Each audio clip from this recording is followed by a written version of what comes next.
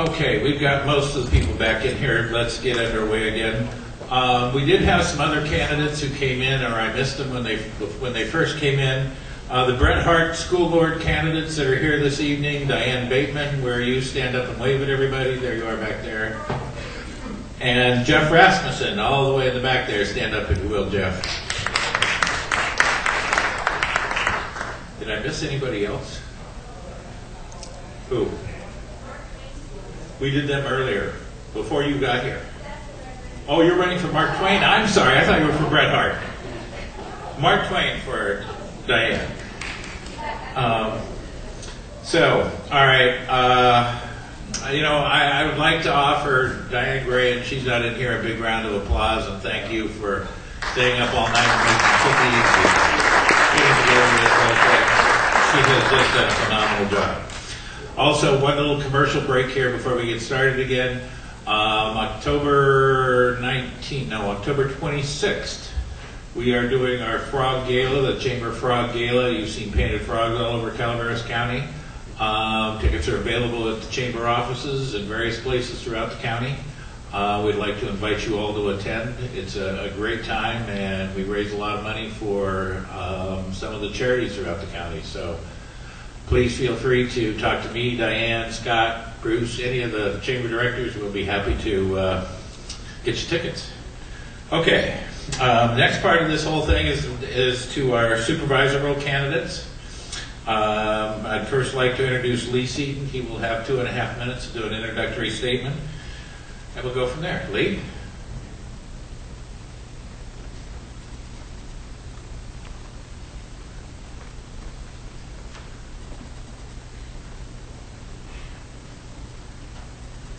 Well, good evening again. It's really a pleasure to come for the second time in this series of candidate forums here at Bret Harte High School.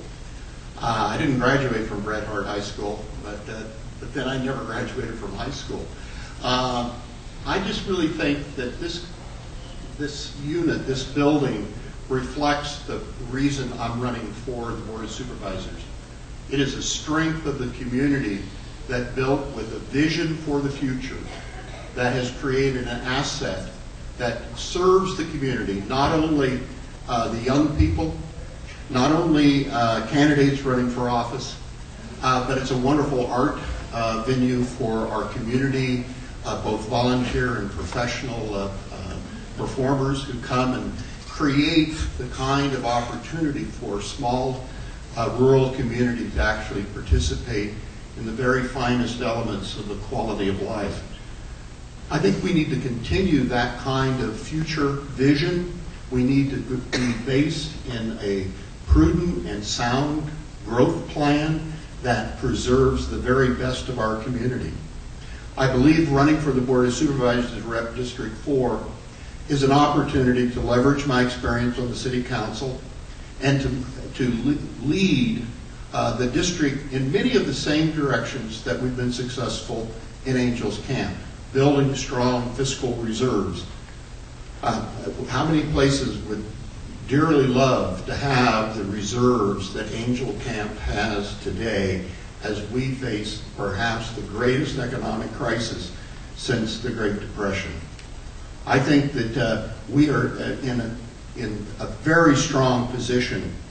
Our public services are not threatened by inappropriate bond investments. They're not threatened by the absence of the backup to allow us to get through the rainy days. And we did it without being 81 days late on passing the budget. I think we have a strong record. I feel proud to serve on the Angels Camp City Council for the past 6+ years. I feel it's a foundation to go forward, and I look forward to serving you in District 4. Thank you.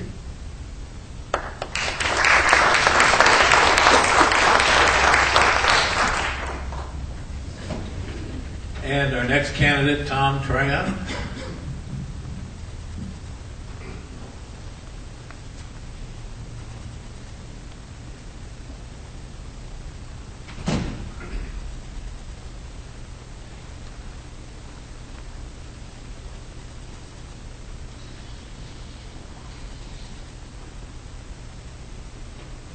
I I thank you. It's a pleasure to join you here again tonight. We had a candidates forum for the Board of Supervisors here, I think about 2 or 3 weeks ago, sponsored by the Calaveras Enterprise. I am the current incumbent supervisor. I've been your county supervisor here for District 4 for the last 24 years. I think we have done very well in the county. If you look at District 4, I think very clearly, District 4 is the leading district in Calaveras County. I think one of the reasons for that are, number one, the citizens that compose District 4. We've been very fortunate in having a very energetic group of citizens that believe in volunteering. They believe in financial support for the institutions within District 4, and we've been able basically to go forward. I am fourth generation from Angels Camp. My wife Denise is fourth generation from Murphy's. We do have 3 children. All 3 graduated from Bret Harte High School after going through the grammar school system with Mark Twain. So it is, as I look back, and Lee is sort of great to point out the vision and the wonderful things that we have and we need to preserve. But I guess I would point out that that happened on my watch, and I think we need to proceed and to continue making good decisions. We've been written up now in lots of magazines, Sunset and wine magazines, etc. We've reached a critical mass.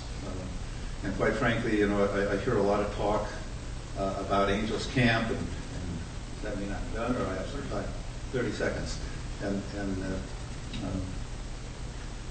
comparing sort of downtown Angels to Murphy's. But I would just say that maybe this is too strong a statement, but I would say either in my lifetime or certainly on the terms that I've been in the Board of Supervisors, right now in downtown Angels Camp, the historic component of Angels Camp, I think has the strongest set of businesses and a very strong core set of businesses that I think all of us, since I live in the City of Angels, my father was born in the City of Angels, that the City Council and the district, because I think we really, the city isn't isolated from the district. It's a critical component of the district.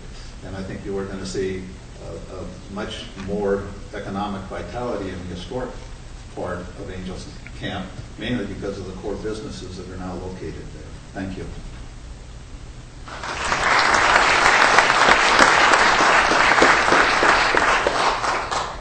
Okay, we're going to do this very similar to what we did with the City Council candidates. We basically have 4 questions. We'll start with Lee over there first, and the second one we'll start with Tom. Okay, Lee, how and where do you see economic development happening in the county over the next 10 years? Include the types of businesses and what types of locations.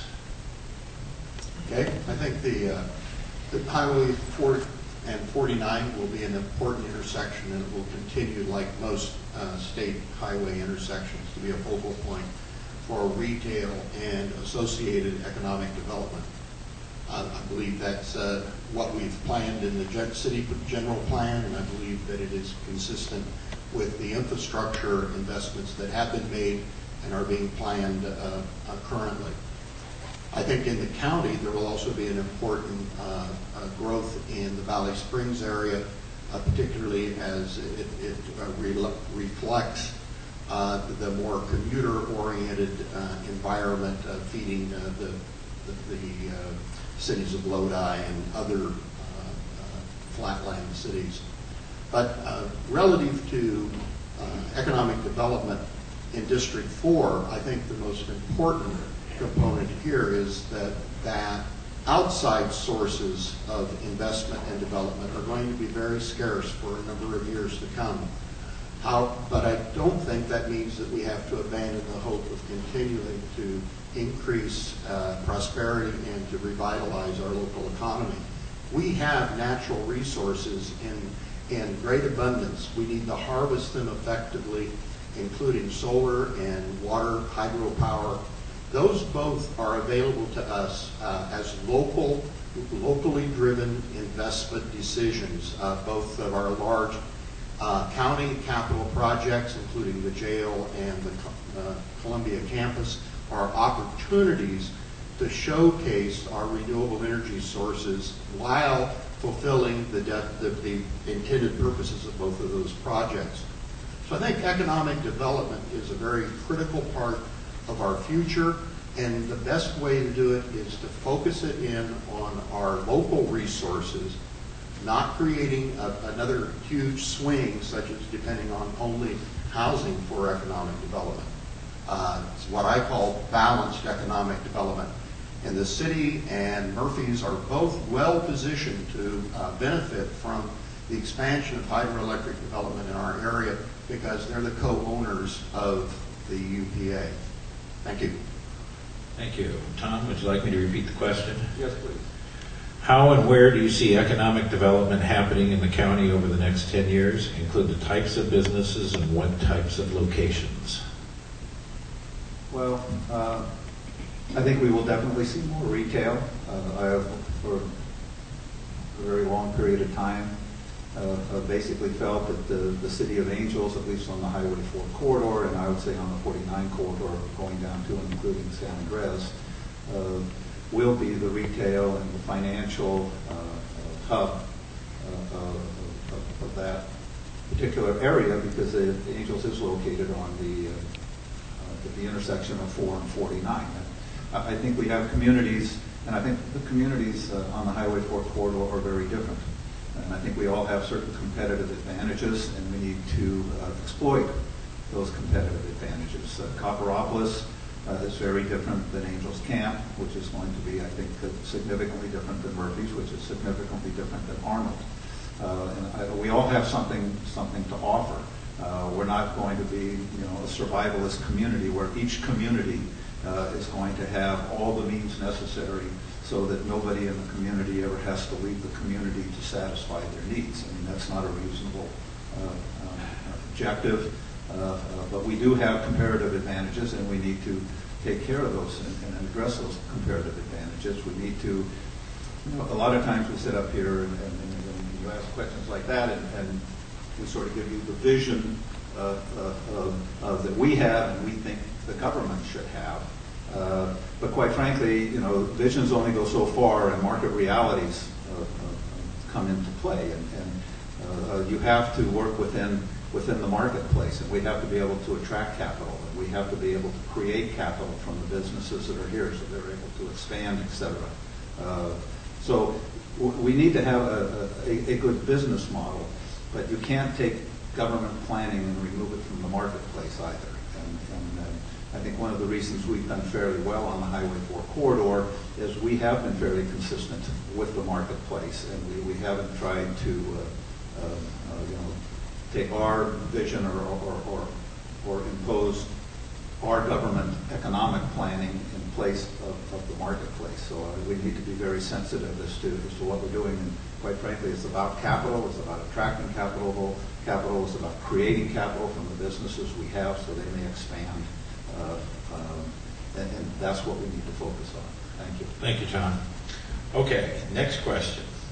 We got the proposition for the new jail passed. There's $31 million there. We've got another $26 million coming from the state.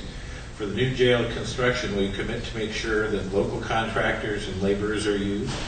Tom, you start that one. You cannot make a commitment that says only local contractors or laborers will be used. You have to go out for a competitive bid. And one of the great things about the United States of America is we don't have lines in the dirt that define us politically or even necessarily geographically. Everybody gets to compete.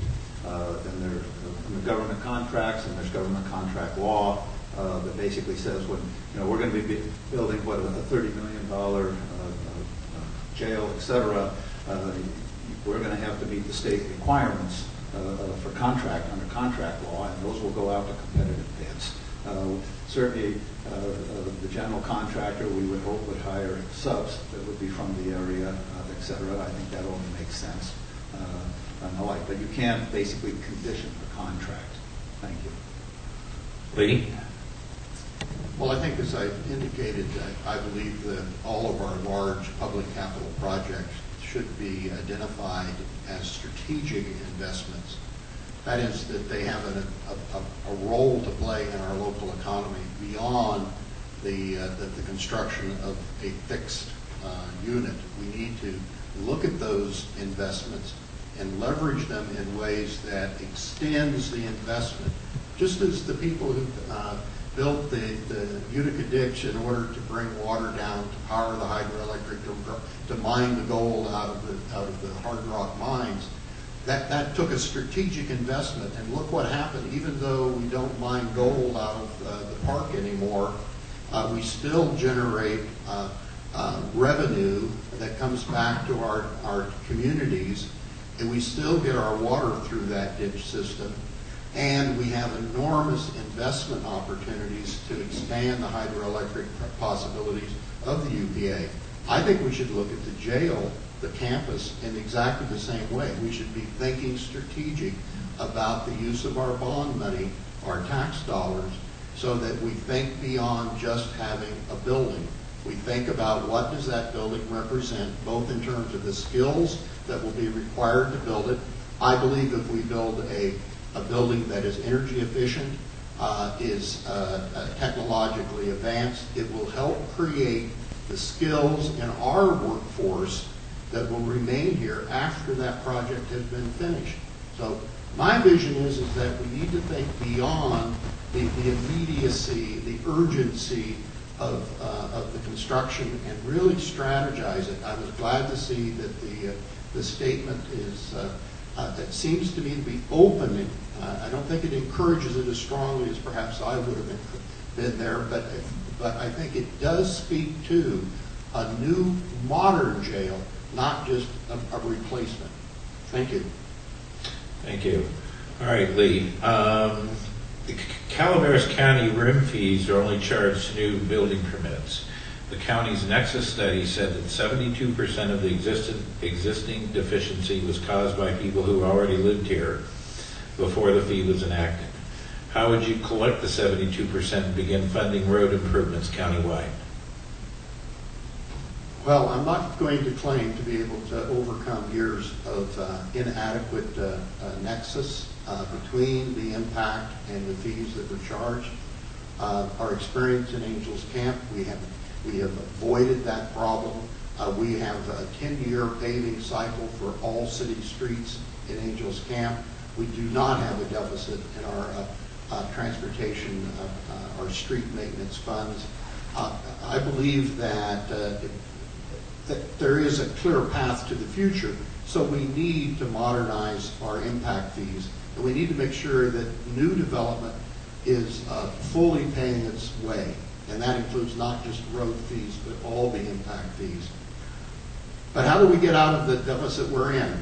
I think a couple of things is we need to strongly replace the deficit with alternative modes of transportation. Most of you know I'm a strong supporter of the bus system.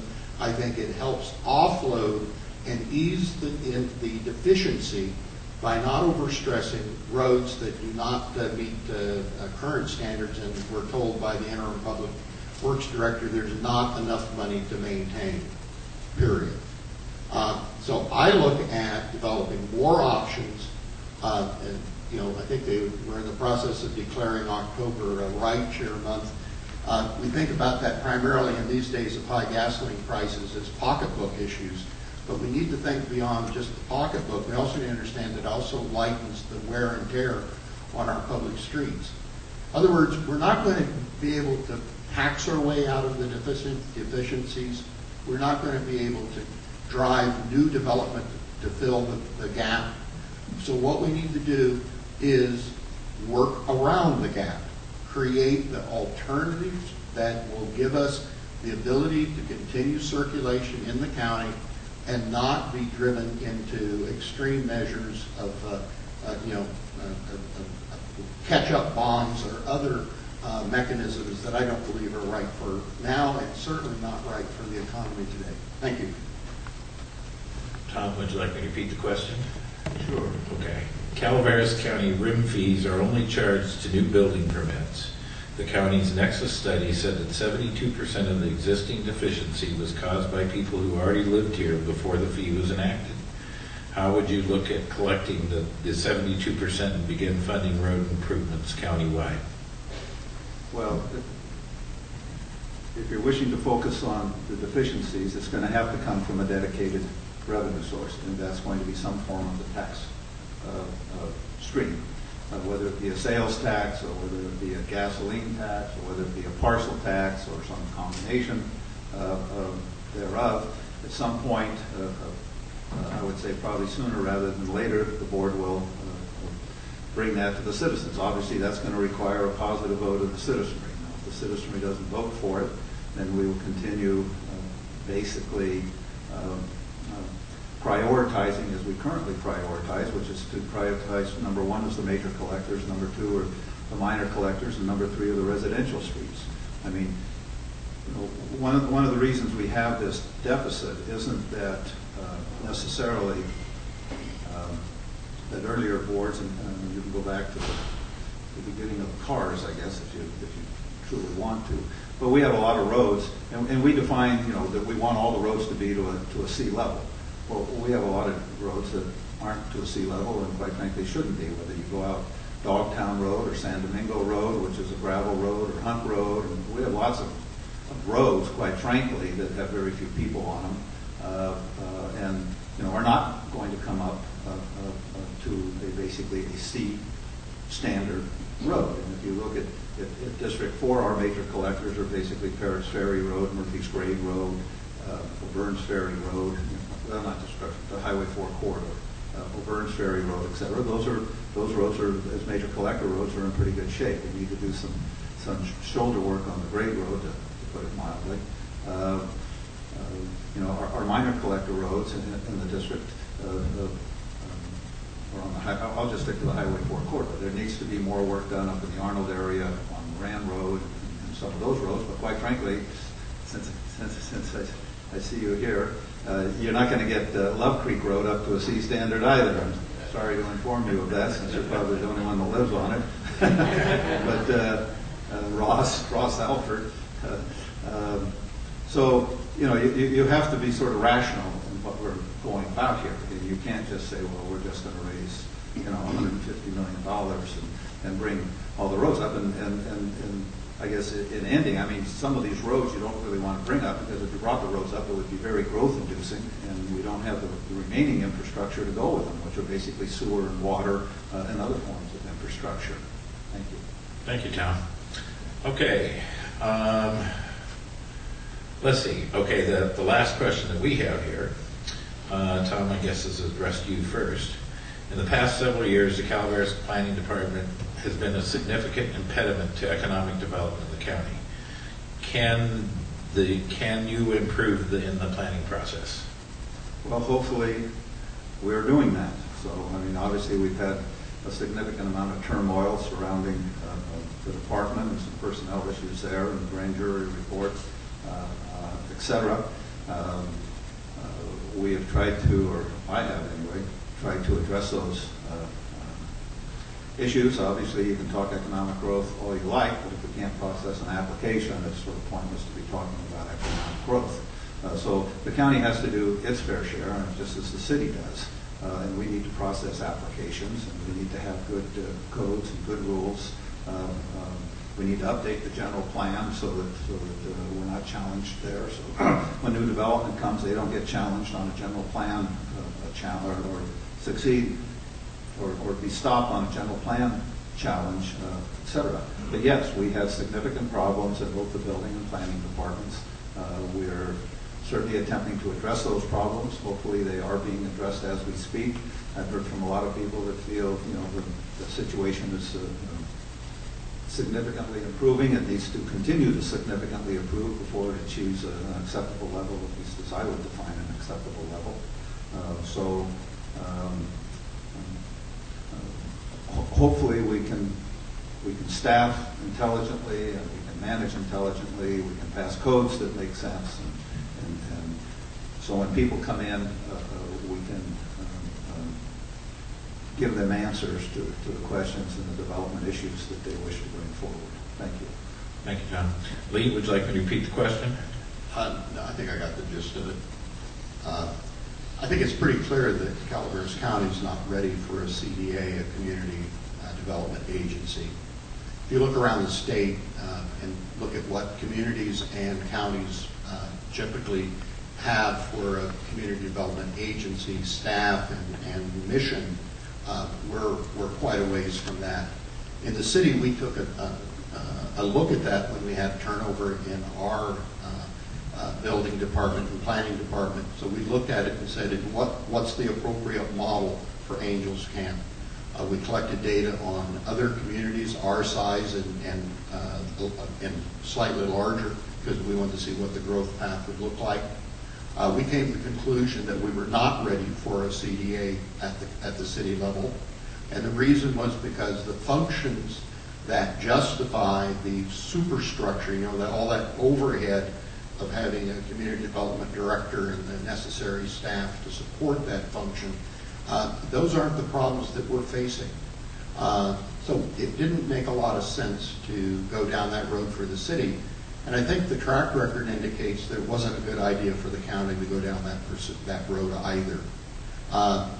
It seems to me that what we need is some fundamental organizational development within the functioning departments, planning and building, that need to be thoroughly, perhaps retrained. Certainly there needs to be clarity in procedures and process. There needs to be a clear mission for each organization and performance standards that are measured in terms of customer satisfaction. Now, to do that, we all know from our business background or almost any organizational type of background, you know that has to start at the top. The fundamental responsibility lies with the board of directors. And that, in the case of county government, is the board of supervisors. I think it's fundamental that the board of supervisors needs to work in a collaborative way that allows the chief administrative officer to direct staff in ways that are consistent and are fundamentally driven by the people's interest, the public interest first and foremost and always. So if we can get to that point, I think we can then have two successful departments, and we'll look at the CDA question maybe sometime down the road. Thank you. Thank you, Lee. We have a time now for a couple of questions from the audience that can be directed to both candidates. Anybody out there want to shoot it, take a shot here? Okay. Oh, if you'd give us your name, please. Ross Albert. I asked this question at the Enterprise Candidates Night held a couple of weeks ago, and I want to pose it slightly differently. Is that to see if our answers change? It's critical, certainly up in our area, that we do something, in my mind, about SBI's clear cut. They have two new clear cuts. One of them next to Big Tree State Park is supposed to be in the neighborhood of 500 acres. After they clear cut, they put some chemicals on their property, chemicals that they don't use in Europe anymore that can get into the watershed that could end up down in this district. Do you support SPI's clear cutting? And if you don't, what do you propose to do to stop SPI from clear cutting up in the Arnold and above areas? Lee, you want to start that one off? Sure.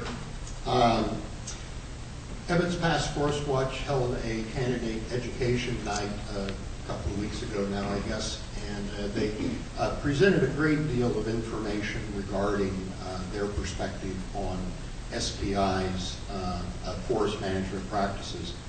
I would have been much more comfortable if that had been a joint session where representatives from SPI and the timber industry had been present, because education to me always involves hearing all the sides of an issue.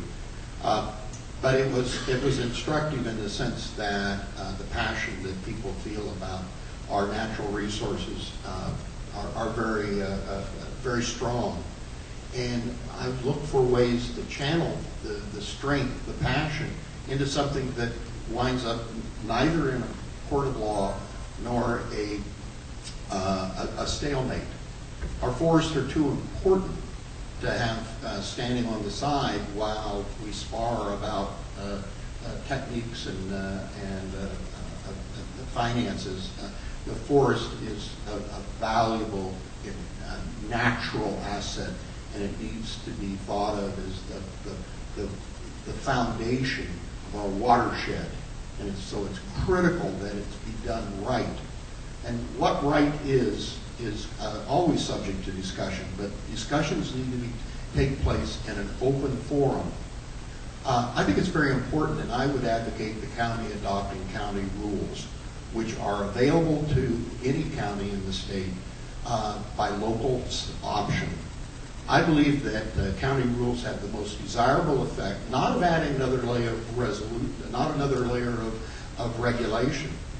Actually, it's quite the opposite result if it's done correctly. What it does is it creates an open forum, a public forum, in which all participants, all stakeholders have a seat at the table, and we can work towards a mutually satisfactory resolution. That's the way I've learned to do it in business, and that's the way I think county government should approach that most important natural resource at the top of our mountain. Thank you. And Tom?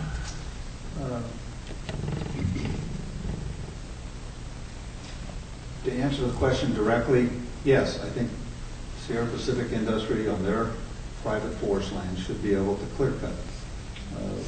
I hold that view because a lot of people say, well, they're for open space, and I'm not quite sure what they mean by open space.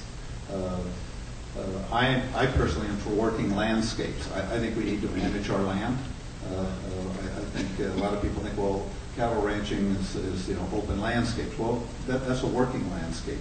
An open landscape, in my opinion, or open space, I think is the way some people define it, is basically the same as a wilderness area or the national forest, where we don't manage and we do very little timber, and we burn up millions of acres every year.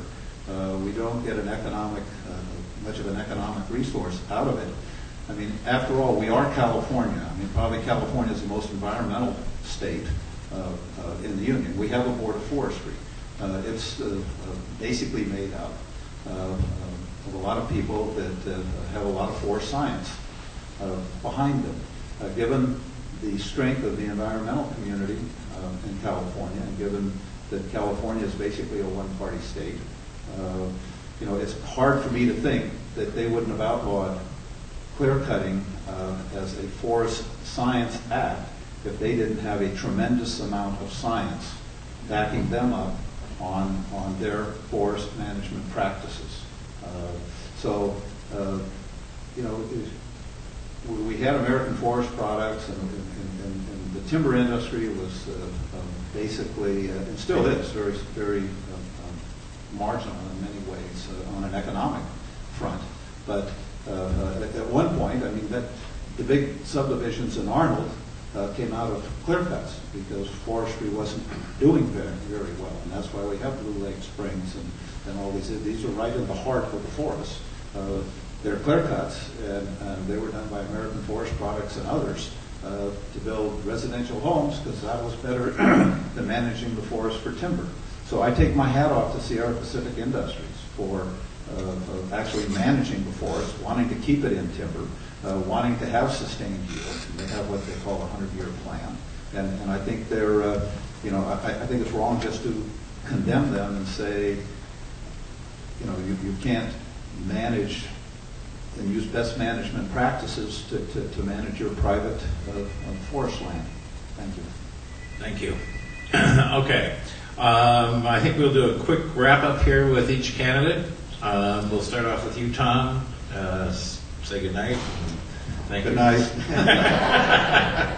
Well, I would just start with my opening statement. I think we have a very strong and prosperous district in Calaveras County. I think that partly comes from creative and innovative governmental policies. It comes from the citizens. It comes from an abundance of natural resources that I think we've done a good job in managing. We have a strong environmental community in the county, but I still have not heard one environmentalist stand up as far as District 4. Ross is, I would consider a strong environmentalist, but I've never heard anybody from that community stand up and say, geez, we've had this, we haven't had good environmental stewardship in District 4. And if we've had environmental disasters in District 4, I'm not aware of them. The great controversy in the Highway 4 corridor when it comes to environmental is basically Sierra Pacific's logging practices. And I don't view that as sort of an environmental disaster as I view it as a working landscape. And we certainly need the products that are generated by that working landscape. So, I would like to think that if people would support my reelection, what they're supporting is the continued growth and the continued management and the continued stewardship that we've witnessed in District 4 over the last 24 years. Thank you. Thank you, Tom. Lee? Well, obviously I started this campaign because I was asked to bring the experience that I had on the city council to the county government. I agreed to do that, not just to get elected, but to bring a new sense of governance and civility to the Board of Supervisors. I think it's important that when we look to San Andreas in terms of our government offices, that we know that process is there fulfilling our public interest, whether there are individual public interests or collective public interest at the city level, at the district level, at the county level.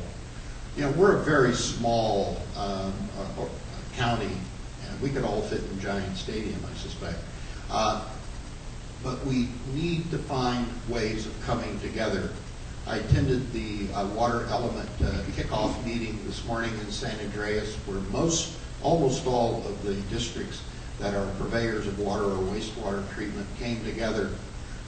That meeting was, I think, very comparable to the breakthrough meeting of the Joint Economic Development Summit.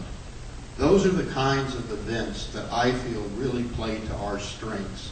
The foundation of building on our own abilities, respecting our fellow citizens, and coming together to solve difficult problems.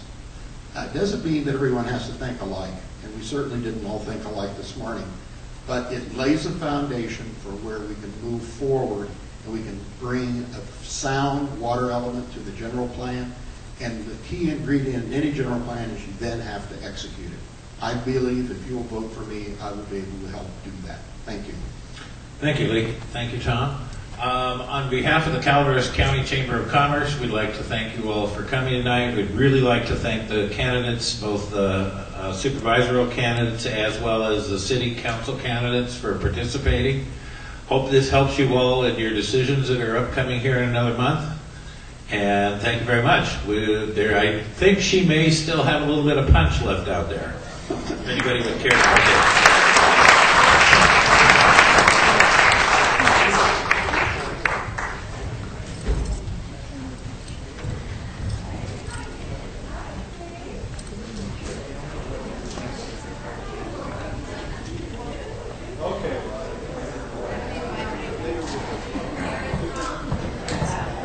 Did you get it all, John? Oh, we tried. Do you ever learn anything new?